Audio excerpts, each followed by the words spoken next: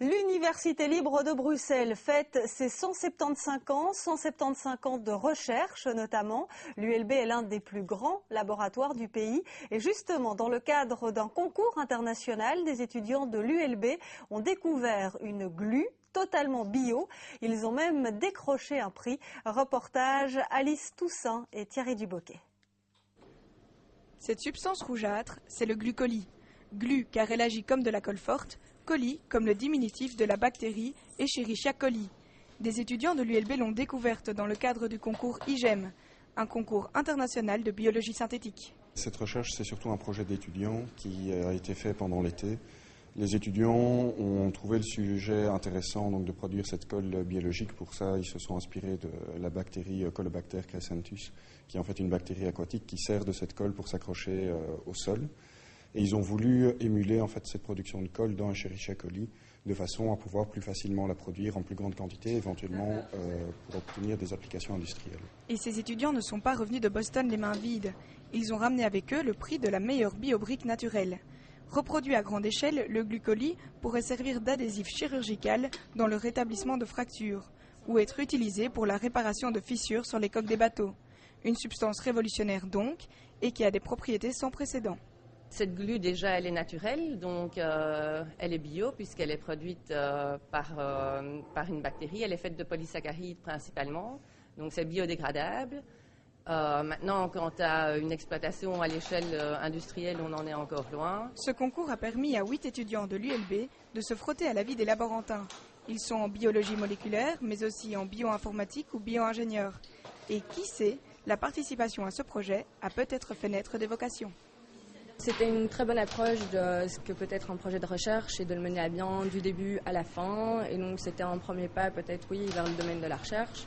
Une preuve, s'il en faut, que 175 ans et 3 prix Nobel en sciences plus tard, la recherche est toujours au cœur des préoccupations de l'ULB.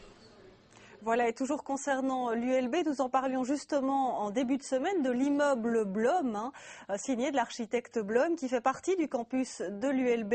La région vient d'approuver le classement de certaines parties du bâtiment qui abrite l'actuel rectorat de l'université. L'inauguration d'une nouvelle crèche aujourd'hui à Berchem-Saint-Agathe, celle des Petits Loups, une infrastructure communale de 18 places installée dans le complexe immobilier et commercial Les Portes d'Ostende. Cette nouvelle crèche n'a pas coûté un centime à la commune puisqu'elle a bénéficié d'une charge d'urbanisme imposée au consortium Les Portes d'Ostende. Elle est aussi subsidiée par l'ONE via le plan Cigogne 2. Berchem-Saint-Agathe, qui accueille de plus en plus de jeunes familles, compte désormais une petite centaine de places d'accueil pour les tout petits. Voilà près de 20 ans qu'Isabelle de Borgrave travaille le papier. Les transformations qu'elle fait subir à de simples feuilles de papier blanc sont à couper le souffle. Le musée du cinquantenaire accueille dès demain sa dernière exposition. Elle est consacrée à la famille Médicis et à la Renaissance. Diane Warland et Roselyne Marot. À plus d'un mètre, impossible de dire s'il s'agit de papier ou de tissu. Et pourtant, ces somptueux costumes de la Renaissance sont faits de la matière la plus fragile qui soit. L'illusion est totale grâce à un jeu de trompe-l'œil d'une rare beauté.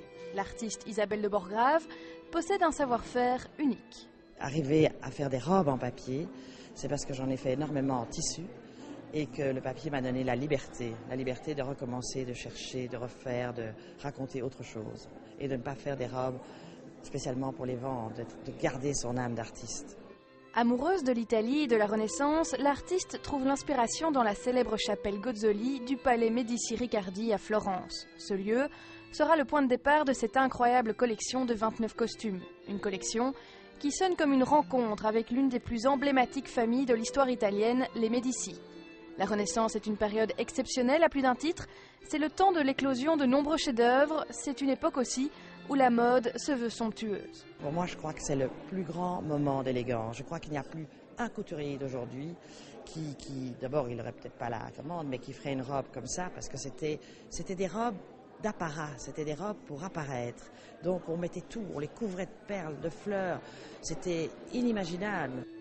Aucun des costumes de la Renaissance n'a pu traverser les siècles. Isabelle de Borgrave et son équipe ont réussi l'incroyable pari de faire revivre toute une époque. Le papier ne craint pas d'être éclairé, donc on peut le montrer comme vous le voyez ici au musée. On peut éclairer tous les détails, alors qu'une robe ancienne